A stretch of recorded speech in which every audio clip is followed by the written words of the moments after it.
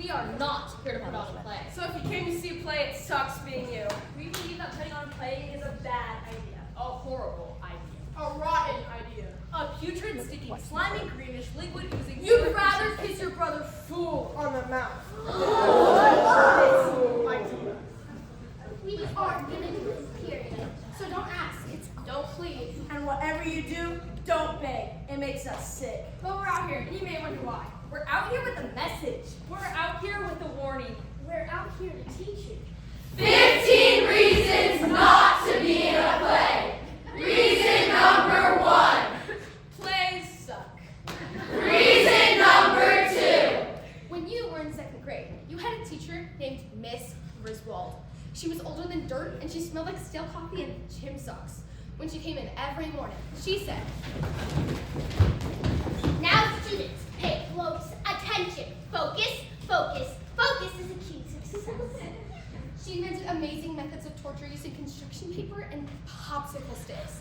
She turned perfectly normal questions into sadistic games of chance that you would always lose. Miss Griswold, I have to go to the bathroom. Can I go to the bathroom? I don't know. May you? What? May you go to the bathroom? That's what I'm asking. Can I? I'm assuming that you can if I don't yet. No, if you may. Miss Griswold, I really have to go. Then you can go. Thank you. But you may not go until I have given permission. You just did. By that time, you had either made a puddle on the floor or had run into the room in desperation. A crime for which you paid for writing, I will not run into the room in desperation on the board 7 million times with a breathing on you until you got it done. Miss Griswold. Miss Griswold. You had Miss Griswold, and she decided to put you in a play. You're only in 2nd grade, still in your formative years. The play was about loving the earth, and you spent weeks with your hands in paper mache trying to put together the costumes and props. Only 7 years old, so terribly impressionable. It was a play Miss Griswold wrote, and it had lines in it like, If we don't get busy and plant all those seeds, the world won't be able to meet all our needs. No, Emily. I need you to put more emphasis on the word needs. You need to really experience that word fully. I want you to taste it in your mouth. Do you understand? Say needs. Needs. Say it like you mean it. Needs. Say it like the most important thing in the world for you to do right now is say the word needs. Needs. Emily, say as if I'm going to take you home and throw you in my hot oven if you don't say it right.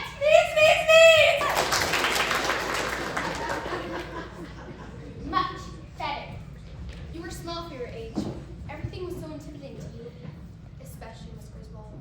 Miss Griswold. She made you put on a tree costume. It itched you like you had lice all over your body. When you turned your head, you faced the inside of the tree, and you couldn't see. Miss Griswold, I can't see. Remember now, Emily, how are you going to say needs? With feeling, with passion. I don't want to go in your oven. Stop crying, we're about to start.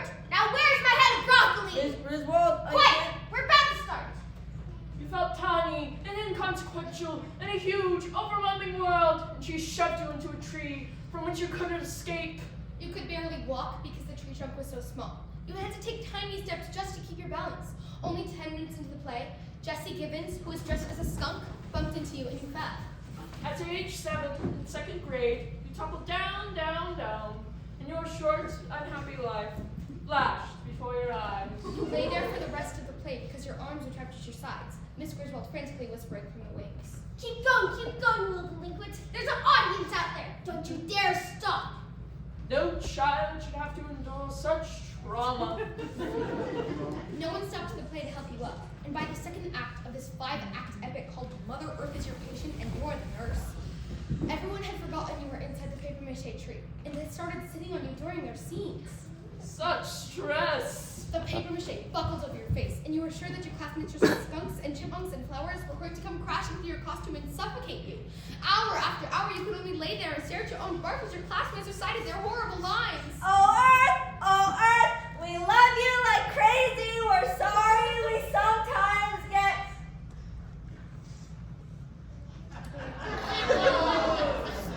sloppy and lazy.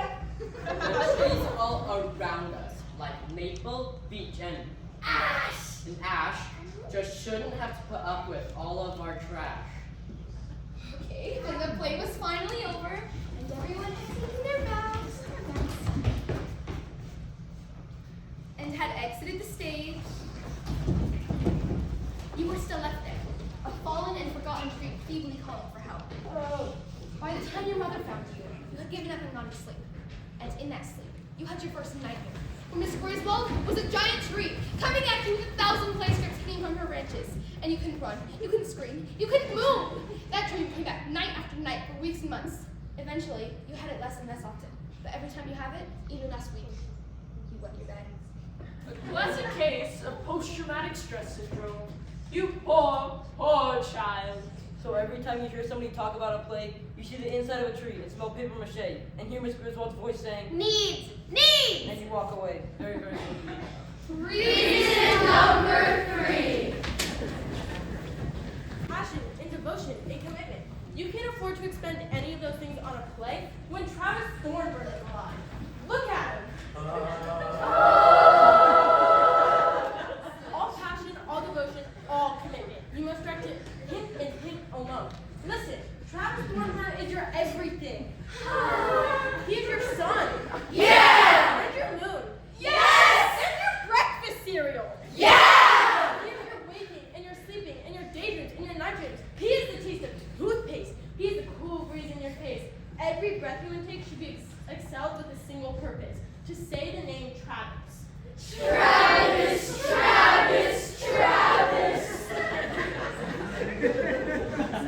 Every thought you form should have but a single intention: to visualize Travis. I think I see him. He looks like a great summer cloud hanging in the sun shooting through him. He looks like an enormous plate of lasagna bubbling with cheese. Like a Greek statue, like a Roman Colosseum, like a ticket to the Super Bowl. Like Travis Thornburn. Travis. Do you know what some people do at the end of plays? They bring flowers to the performers. Here you go, sweetie. Nice job. That's a crime! That's sin! Our busting! All flowers grown in the world are to be strewn at the feet of one person and one person only: Travis Thornburn. With Travis Thornburn in the world, can you take time to think about a play, practice for a play, memorize for a play, be in a play? No! How can you even consider it? Look at him. Behold the great Travis. What more can you do than try not to faint when he walks into a room? And if he should ever say to you, Get lost. I have a girlfriend. what more can you do than feel your aching heart burst into a billion bloody pieces? What more can you do than just lay down and die? Reason number 4. The play might have a part where you're supposed to hold hands with the person next to you. The person next to you might have these wart-like things on their fingers. You'll be feeling them the whole time you're holding hands with them, and thinking how their hand feels like a toe. You'll be worrying that these wart-like things might be contagious. You'll start seeing yourself covered with these wart-like things. I mean, from head to toe, every body part, including your navel. And you're practically puke. So it's definitely not worth the risk. Reason number 5. Because rehearsals and performances will make you run the risk of not monitoring your cell phone and email on a regular basis, that's very dangerous because, yeah, most of what you get are meaningless bits of gossip and ads, but you never know. The one cell phone call might come. The one email has to be replied to within 5 minutes. Okay, so it's never happened to me before, and it's never actually happened to anyone you know. But it doesn't matter. It could happen.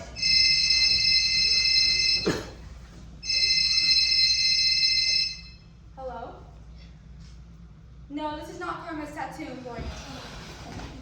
No, I'm not going to get a tattoo there. Thank you. It could happen. Reason number 6. Because meteorologists tell us that the beating of a butterfly's wings in South America can trigger a chain reaction that can cause a hurricane to develop halfway across the world. You can expect sunny skies for the next 3 days. Absolutely gorgeous weather with a chaining index of 10. Our weather right now is dominated by a sweet and generous high-pressure system that should keep us happy for a good long time. Putting on a play with its lines and movements and all will generate a significant amount of wind and hot air. By consulting with the National Bureau of Weather Predicting guys with their numerous large computers and clipboards.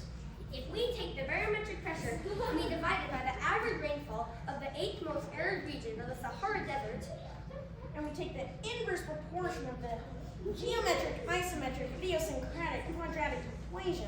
And 2 plus 2 equaling 4. I think it's gonna be a nice day. And by consulting with all the old people sitting on park benches, gumming tuna fish sandwiches. Say, you remember back in '54 when we had that big hailstorm that took the roof off the all in the Gibbs Club? I wasn't in '54, UG. I was in '58. '54 was when we had that ice storm that took the tree down next to the turpentine factory. all I can tell you is that we're going to have some nice weather for the next couple of days. My buttons ain't aching. And my scalp ain't itching. Arthritis ain't fair enough. And by consulting with your stepbrother who recently almost passed his 10th year of high school. No clouds. Guess I'll go outside today. By consulting with all these expert opinions, you can see the type of disastrous weather putting on Playboy Trigger. So if you've been planning on getting some vacation time, you should certainly take it. Wait a minute. This just in. A sudden disturbance in the airflow has radically changed the forecast. Forget all that I just said. We've got a massive storm coming our way. Rain, snow, sleet, hail, high winds, all are about to clobber us in less than 24 hours. Expect massive power outages. Normally I'll tell you not to panic, but in this case, panic! These numbers can't be right. According to the algorithmic confabulation of the 10th power of the 39th parallel, Adding the square root of pi, in which the numerator subdissects the denominator. And putting the hard drive into overdrive, we see that. We're gonna get clobbered. Oh boy, I'm aching. Mother McCree, my buttons are about to explode. Feel that thing on my forehead. Feel it pulse. As it pulses like that, as the winds are about to. Run for your lives, you little coots. Head for the bingo hall and crawl over your table if you know it's good for you. Getting cloudy. Guess I'll stay inside. Mother Nature's fury unleashed. This is not my pal. Look at the size of that hail. We're never going to survive this. Causing massive power outages. Who turned out the lights? Food shortages, fear and trembling, panic in the streets, weather-induced chaos and pandemonium. All because Cleanup after the biggest storm of the century has barely begun. The governor estimates damages will be measured in the billions of dollars, not to mention the untold lives disrupted. The nagging question, of course, is what triggered this massive storm? What disturbance in the air could have started it? We have an expert in the field, Reed Brown, who recently almost passed his 10th year of high school. Reed, to what do you attribute this disaster? Somebody put on a play. Reason number 7. Plays suck. Reason number 8. Because you're just too shy. You can barely get 2 words out of your mouth whenever you get in front of an audience. Whenever you have oral presentations in class, you just take a 0. If someone tries to force you, you start to cry. I'm like, oh no. You're painfully shy. That could kill you. You would just die of embarrassment staring out at those lights, knowing that people are sitting there judging you, judging what you're wearing, what you say, or you're standing. You'd be mortified. I mean, it's a completely unreasonable request to ask you to be in a play. They might as well tell you to stand against the wall so they can assemble a firing squad and have you shot. You're shy, remember? Hands freezing, armpits dripping, knees knocking, head pounding shy. Is that a problem? It is. Just because you're shy, can't you be allowed to stay in a corner and be that way? Or does the society absolutely require, no matter how traumatic it might be, you have to get up on stage and do whatever some script requires? You're shy, darn it! Shy. So what? The script says to sing the ABCs like an opera star. You just have to go ahead and start singing anyway. ABC. That's way too much to ask a shy person, I'm telling you. If the scripture required that you have some strange guy and hold him close to you like he's your favorite teddy bear, if it took a man that you stroke his hair and grab his shirt as if you can't live without him, are you supposed to go ahead and just do that? No, you're too shy. And if the script says to kiss him, no, I'm shaming myself. You see, he's too shy for that, and so are you. You can't be in a play can't sing opera, and you can't kiss some guy, and you can't possibly make a fool of yourself in front of a crowd full of people because you are just way too incredibly, pitifully shy. Reason number 9. Your mother wrote you a note that said Mavis is allergic to plays. If she's in one, she will break out in hives. Her legs will swell 5 times their normal size, and she begins to sneeze uncontrollably. Please excuse her. Reason number 10. Because you'll get all done with the play. You'll be in it and you'll think you did a good job. You'll be feeling okay about the whole thing, thinking, hey, that wasn't too bad. You'll go out with the cast to get some pizza, and you'll hang around with them for a little, while talking about how it went. And everybody will pretty much agree that the whole thing was awesome. Then you'll go home. You'll walk in the door, and you'll have this conversation with your mother. Hi. Well, you're home. I'm home. You're a bit later than I thought you would be. The pizza took like a long time. You had pizza? Yeah? I hope you didn't have any pepperoni. Yeah? Yeah, what? Did you have any pepperoni? I don't remember. You did! I don't remember. If you're telling me you don't remember, then you went ahead and had the pepperoni, which always gives you the gas. Hey, okay. So I had the pepperoni. I'll try not to get the gas. It doesn't make a difference if you try or not, you'll get it, and you won't be able to help it in your sleep. Okay. I'll close the door. Like that will help. Door in the morning, I'll be killed. It's not that bad. You should not eat the pepperoni. Promise me, you'll never eat the pepperoni. It's not good for your system. I promise. So, how'd you like to play? Oh, it was good. How did I do? You did just fine. And And what?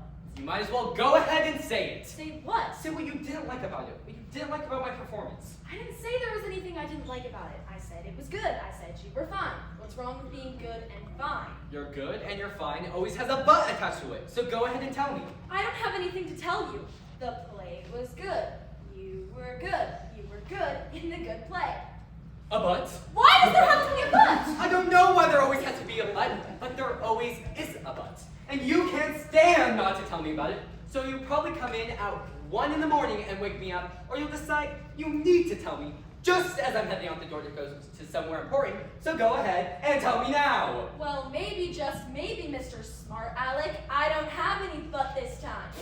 Oh, now I know you do. If you try to deny it, it's big. Oh, really? Yes, really. The play was good. It was. I was good. You were.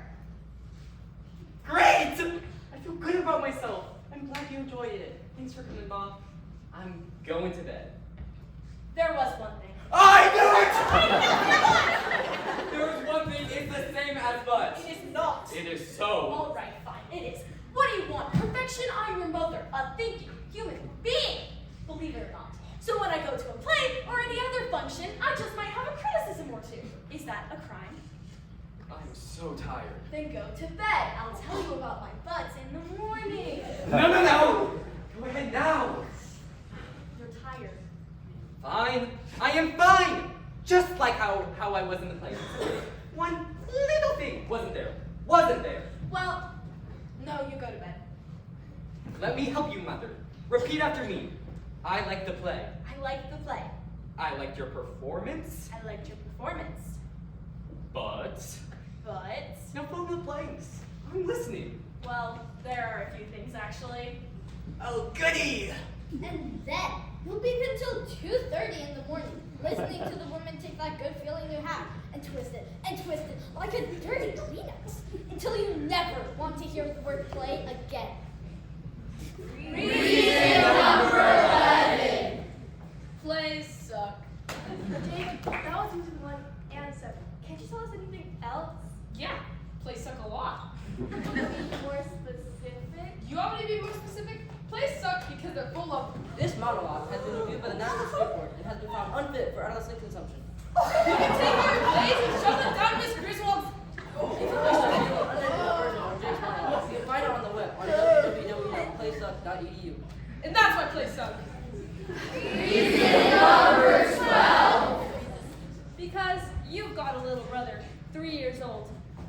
watched him last night when your mom was trying to get him to eat his plays. Come on, sweetie, your little green things, they're good for you. No! You like peas, you ate them up last time. They'll make you go big and strong. Here comes the peas, honey, open up now. No!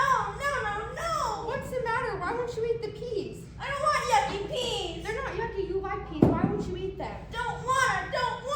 You have to eat the peas if you want dessert. I don't want yucky peas. No. You watched your little brother throw a fit over the peas and you thought, isn't that beautiful? No reasoning, no logic, just pure reaction. Honey, why are you doing this? I hate peas. I hate them. You think, wow, wouldn't that be nice to go back to that way of thinking? Somebody comes up to you and asks you to do something, and your first thought, for no reason at all, is, no, I don't wanna. And you go with it. You should be in a play. No. Why not? Don't want to. But it'll be good for you. You used to like being in plays. It'll help you grow big and strong. No. Why not? Because I don't want to. I don't want to because I don't want to. That's no reason. Don't want to. Everyone, Norm is being completely unreasonable. Let's be in a play.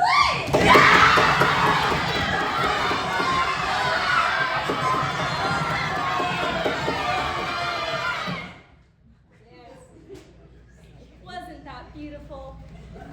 Reason number 13. Because when you're in a play, the makeup people sometimes tell you, a guy, you have to wear lipstick and blush. And they never have the colors that set your natural skin tones. Reason number 14. Though you cannot prove it, you suspect that you are the most important person in the world. Though you do not know why, you suspect that you're surrounded by spies and assassins whose only mission in life is to eliminate you. Everywhere you go, you get glimpses of them scurrying around, watching you, observing you. Every moment of the day. Though you cannot prove it, you suspect that you should let your guard down, just for a second. If this silent, stealthy army should catch you unawares and take you down, the consequences will be dire.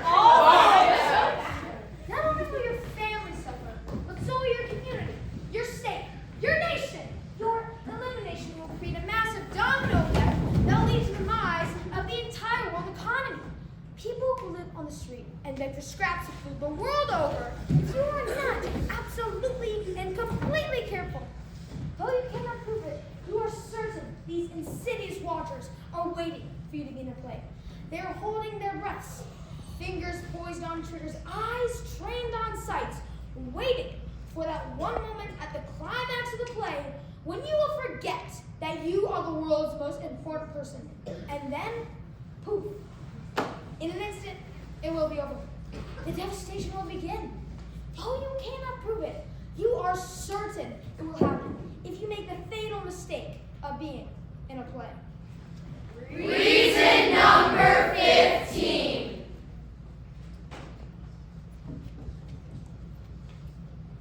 Go. I don't have it. She has it. I don't have it. You said you did. You're insane. I never said I had 15. Who said I had 15? Wait, I got it. Great. All right then. Reason number 15. There might be a part in the play where you have to hold hands with the person. No. We already had that one. We came to repeats. We did?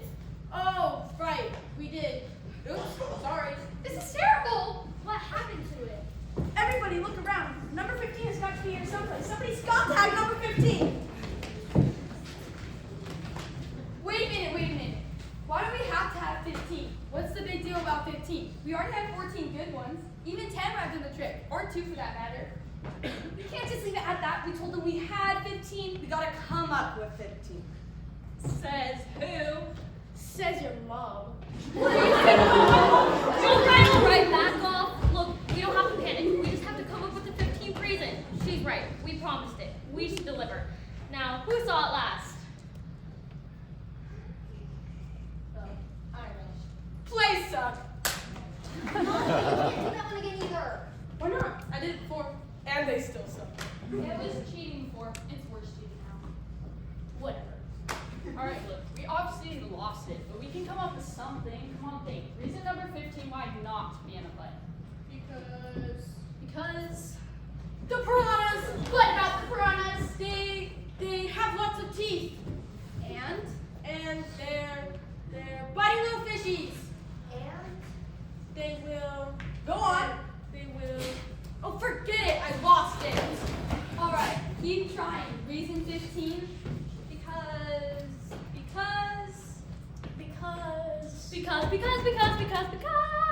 Because of the wonderful things she does. We're off to see the wizard. Sorry, I love that movie. Could you please concentrate?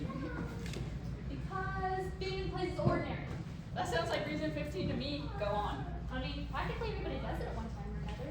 I hear you. Whether it's kindergarten or second grade or even high school. Whenever somebody gets you to try it, right? That's right. It happens to all of us. So if everybody's doing it, why should you? oh yeah, now you're cooking. You're an individual. See it out now. You're not a sheep for the herding. Oh no, that's right.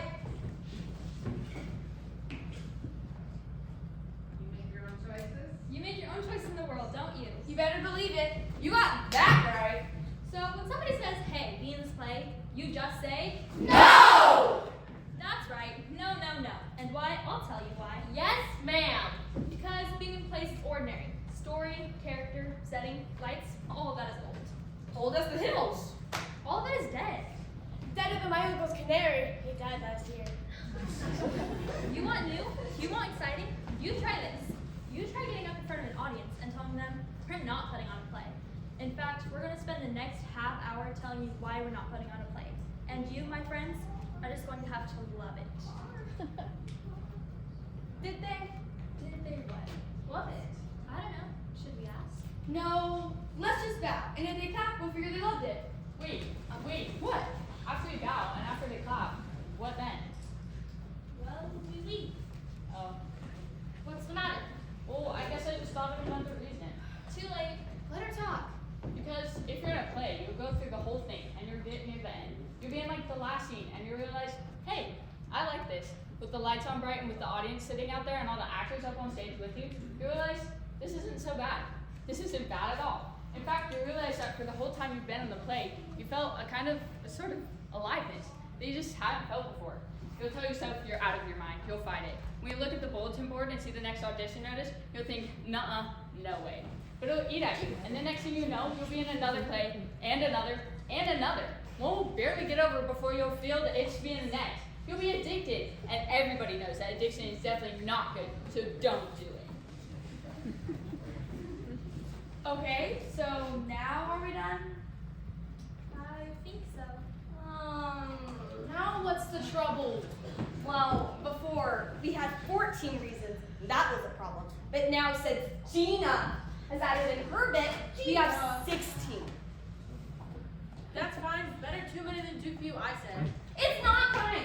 Our program says 15 reasons not to be in a play. Not 14, not 16, 15, 15, 15. Okay, don't blow gasket. We'll figure it out somehow. How? Somehow! Well, for not being in a play, we have spent an awful lot of time out here, and I frankly am sick of it! Then solve the problem! 15 reasons, not 14, 15. We can't reprint the programs. 15.